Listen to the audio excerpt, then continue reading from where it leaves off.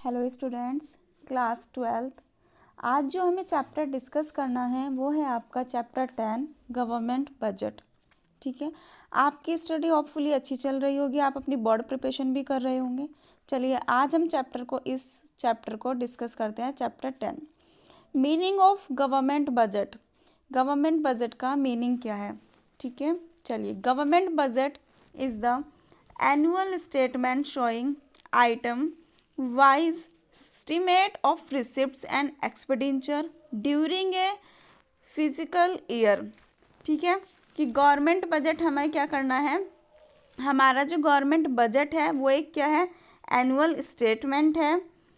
यहाँ पे देखो शो हो रहा है, एनुअल स्टेटमेंट शो करता है हमें किसके रिगार्डिंग, कि हमारी जितनी भी शो की जाती है हमें रिसिप्ट्स एंड एक्सपेंडिचर।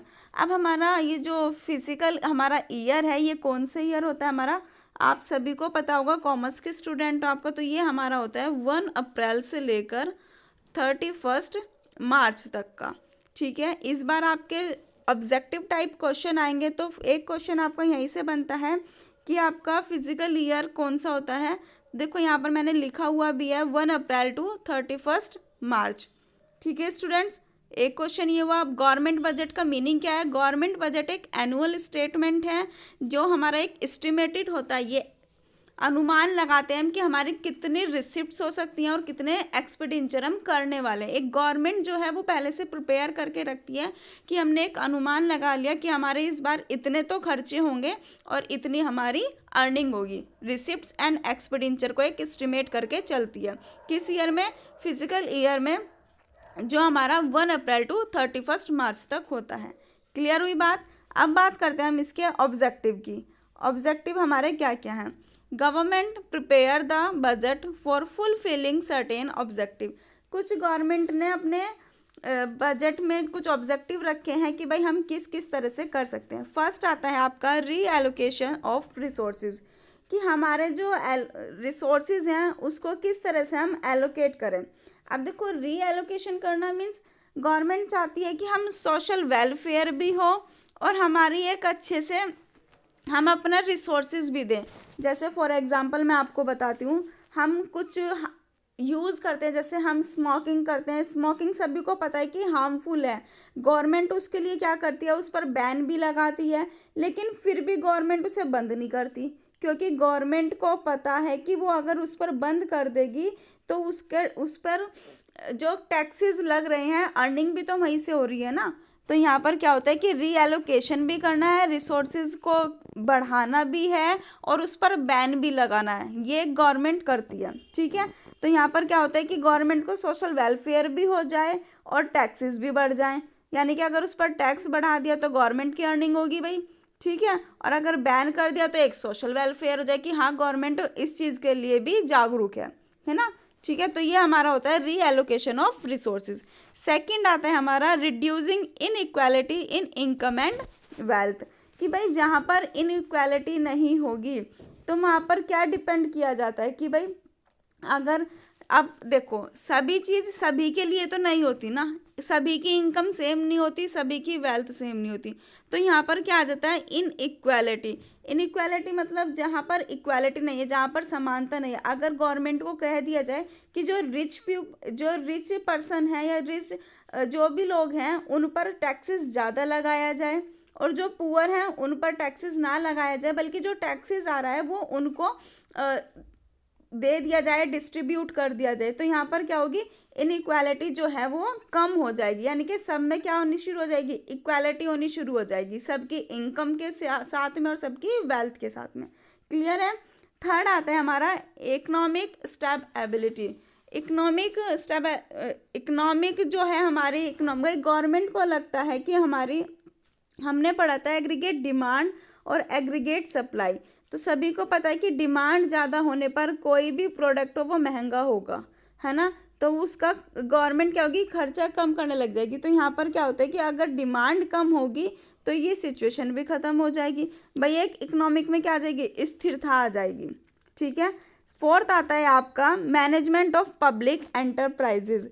अब मैनेजमेंट ऑफ पब्लिक एंटरप्राइजेज क्या है कि भाई गवर्नमेंट बजट को इस तरह से मैनेज करती है कि जितनी भी गवर्नमेंट को पब्लिक एंटरप्राइजेज हैं वो गवर्नमेंट ने सोशल वेलफेयर के लिए फंडिंग कर रखी हो, उसमें फंड हो कि भाई मुझे तो अपना जो एंटरप्राइजेज है वो किस तरह से करके रखना है, एक मैनेज करके रखना है कि भाई जहाँ पर कुछ अच्छा भी किया जा सके समाज में, कि सोशल के लिए भी कुछ अच्छे से फंड किया जाए। जैसे कुछ गवर्नमेंट करती भी है सोशल में, अपने एक्सपेंसेस दिखा दिए, कुछ खर्चे दिखा दिए कि हमने यहाँ पर इतना खर्चा किया और यहाँ पर इतना खर्चा किया है। ठीक है, नेक्स्ट आता है हमारा इकोनॉमिक ग्रोथ।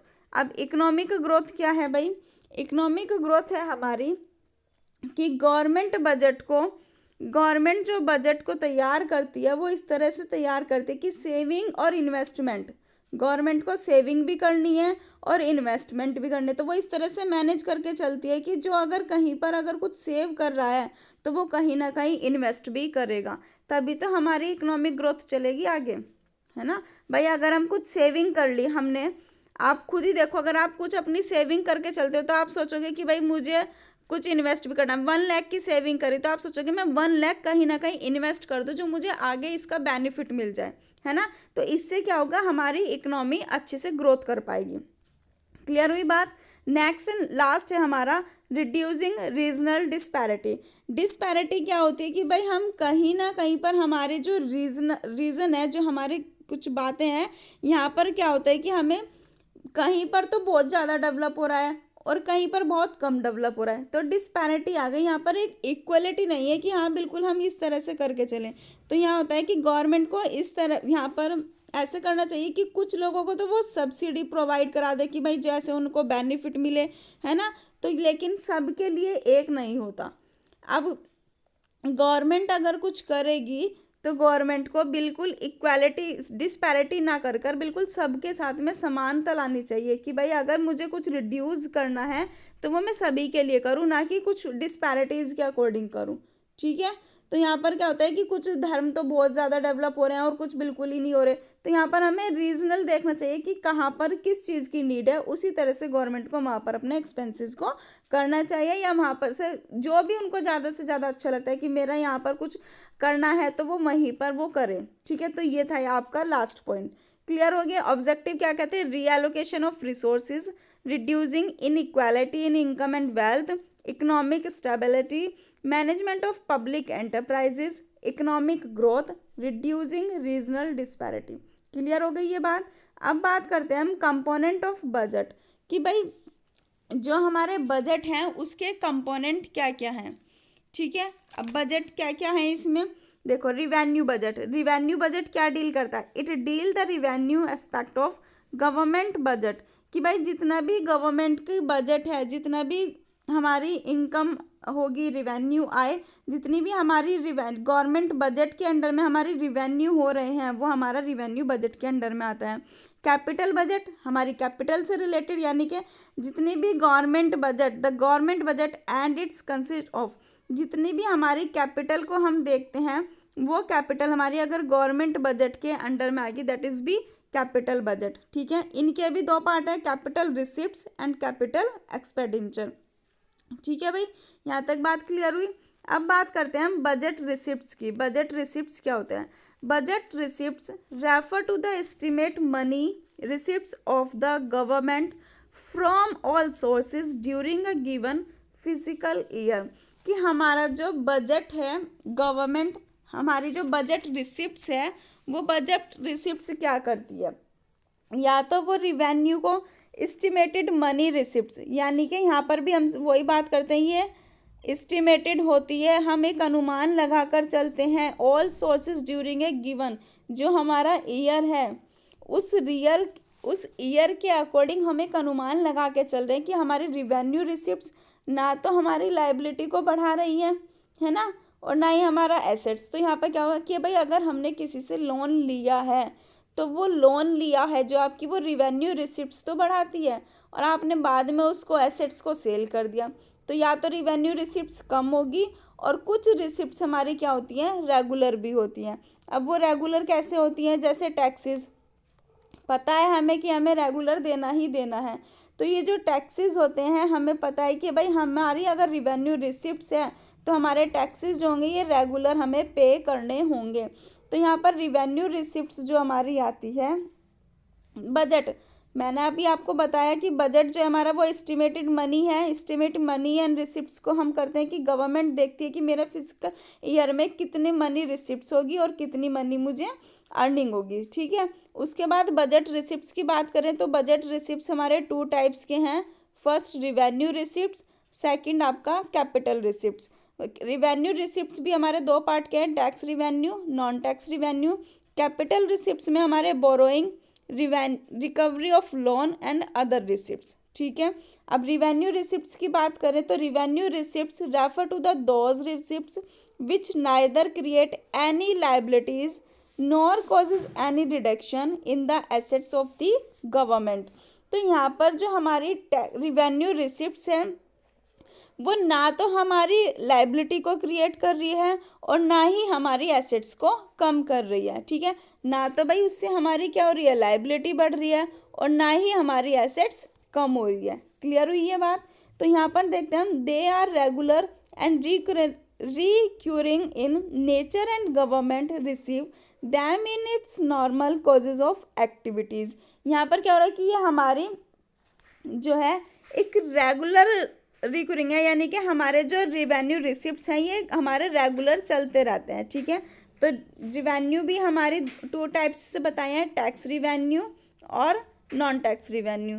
टैक्स रिवेन्यू अब क्या है, टैक्स रिवेन्यू देखते हैं। Tax revenue refer to sum total of receipts from taxes and other duties imposed by the government. Tax revenue refer करता है सम टोटल, कि मेरी जितनी भी रिसिप्ट्स हैं उसका पूरा टोटल, और जितने भी हमारी ड्यूटीज़ हैं इम्पोज्ड की जाती हैं गवर्नमेंट के थ्रू, कि हमें भाई अपना टैक्स तो पे करना ही करना है। Tax is a compulsory payment. Tax हमारा कंपलसरी पेमेंट है, ये नहीं है कि हमें टैक्स नहीं देना, टैक्स तो हमें देना ही देना है, ठीक है। Tax receipts are spent by the government for common benefit of people in a country. जो भी हम टैक्स रिसिप्ट हमारी होती है उसका एक कॉमन बेनिफिट दिया जाता है कंट्री के पीपल को। क्लियर होगी बात। अब टैक्स रिवेन्यू की बात करें तो टैक्स रिवेन्यू भी हमारे 2 टाइप्स से हैं, डायरेक्ट टैक्सेस और इनडायरेक्ट टैक्सेस। अब डायरेक्ट टैक्सेस भी सभी को पता होगा, जो हमारी इनकम पर टैक्स लगता है। जितना भी टैक्स हमारी इनकम पर, हमारी प्रॉपर्टी पर लगाया जाता है, या हम अपना जो पैसा है वो किसी कंपनी पर डायरेक्टली गवर्नमेंट को पे करते हैं, that is be direct taxes. भाई इनकम टैक्स का नाम सभी को पता होगा कि हम इनकम टैक्स पे करते हैं, तो इनकम टैक्स हमारा क्या होता है, डायरेक्ट टैक्स कहलाता है, ठीक है।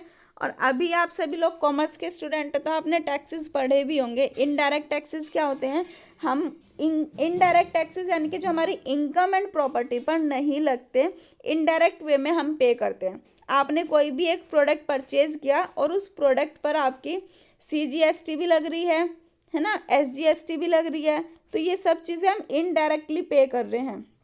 क्लियर हुई बात। तो जो हम इनडायरेक्टली में गवर्नमेंट को पे कर रहे हैं वो सब हमारे इनडायरेक्ट टैक्सेस कहलाते हैं। क्लियर है बात। अब यहाँ पर हम बात करते हैं नॉन टैक्स रिवेन्यू की। नॉन टैक्स रिवेन्यू क्या होते हैं, non tax revenue refer to receipts of the government from all sources other than those of taxes receipts. कि भाई जितनी भी हमारी रिवेन्यू रेफर करता है रिसिप्ट्स को, मतलब जो भी सारा रिवेन्यू गवर्नमेंट ने कलेक्ट किया है वो टैक्सेस से अलग होगा।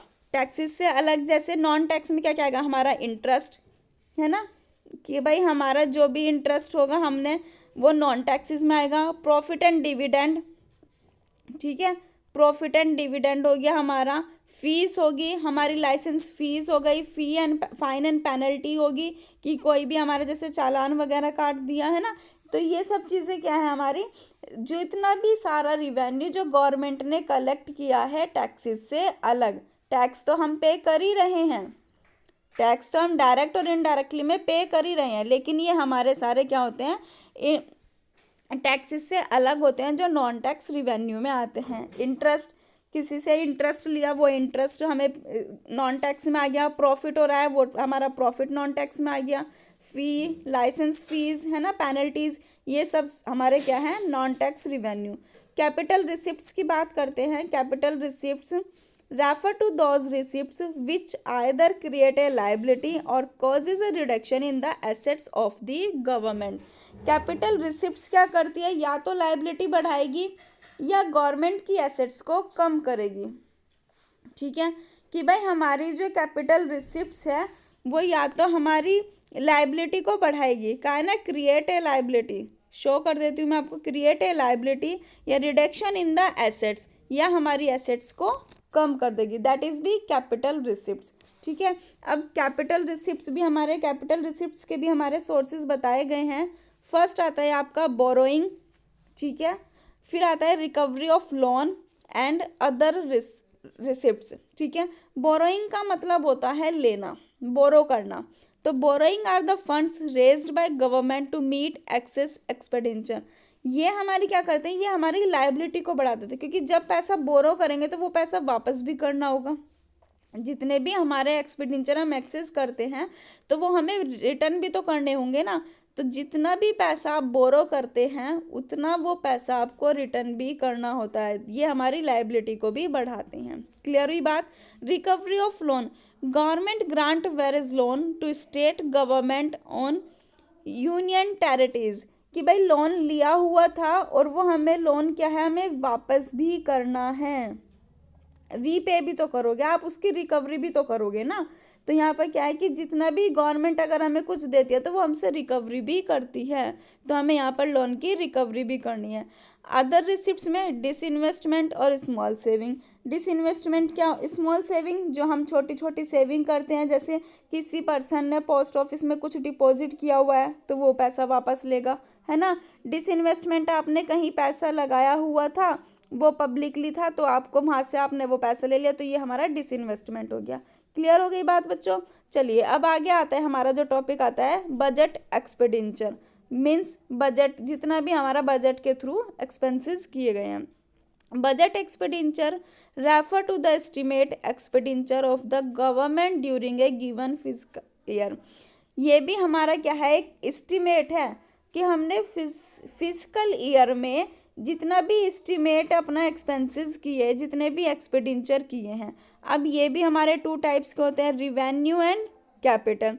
रिवेन्यू बजट, रिवेन्यू एक्सपेंडिचर क्या होता है, revenue expenditure refer to the expenditure which neither create any assets nor causes reduction in any liability of the government.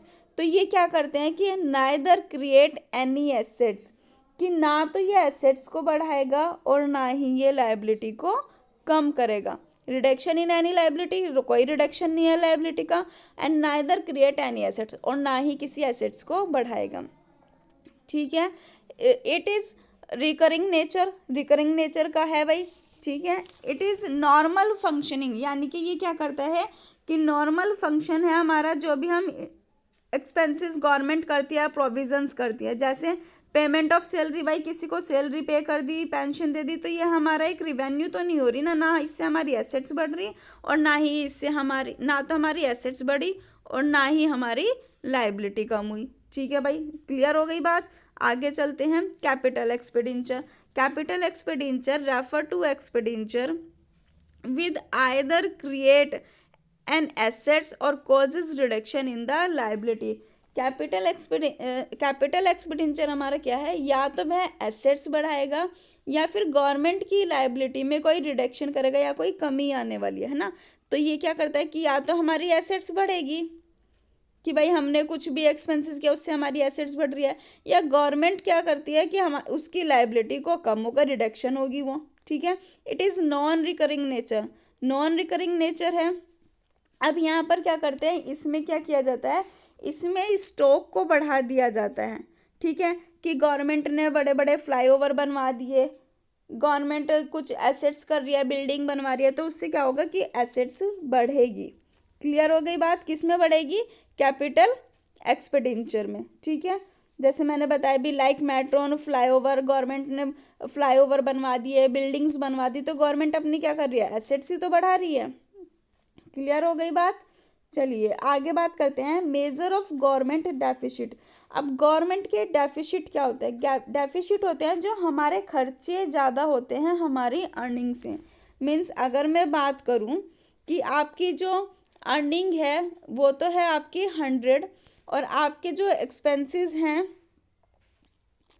ठीक है, वो हैं आपके 120, तो यहाँ पर खर्चे ज़्यादा हो रहे हैं किससे, अर्निंग से, तो ये हमारा क्या होंगे, डेफिसिट होंगे। चलिए देखते हैं, budgetary deficit is defined as the excess of total estimated expenditure over total estimated revenue, कि जितनी भी टोटल आपके एक्सपेंडिचर हैं उससे ज़्यादा टोटल आपके रिवेन्यू, ठीक है, खर्चे ज़्यादा हो रहे हैं ओवर टोटल रिवेन्यू से, रिवेन्यू से क्या ज़्यादा है, एक्सपेंडिचर ज़्यादा है हमारे, तो वो हमारा क्या होगा, गवर्नमेंट डेफिसिट होगी। ये हमारी क्या कहलाती है, गवर्नमेंट डेफिसिट कहलाती है।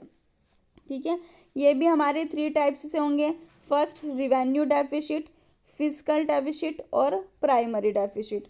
रिवेन्यू डेफिसिट देखते हैं, it is refer to excess of revenue expenditure over revenue receipts during the given fiscal year।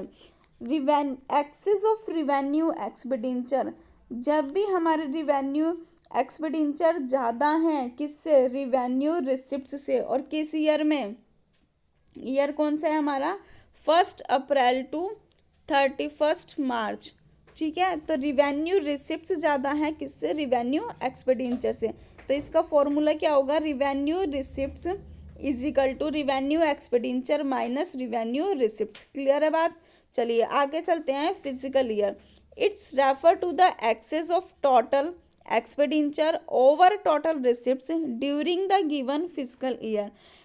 Total expenditure means जितना भी हमारा टोटल खर्चा हो रहा है, और किससे, टोटल रिसिप्ट से, टोटल प्राप्ति इतनी नहीं हुई जितना हमारा खर्चा हो गया उसी ईयर में, फिजिकल ईयर में, कि हम जिसको हम अपना ईयर बोलते हैं 1 अप्रैल टू 31 मार्च। तो इसका फॉर्मूला भी क्या होगा, physical deficit is equal to total expenditure minus total receipts. और हम इसमें एक्सक्लूड कर सकते हैं बोरोइंग, कि हमारी उस चीज़ को हमने क्या कर दिया है, एक्सक्लूडिंग कर दिया है। क्लियर है बात।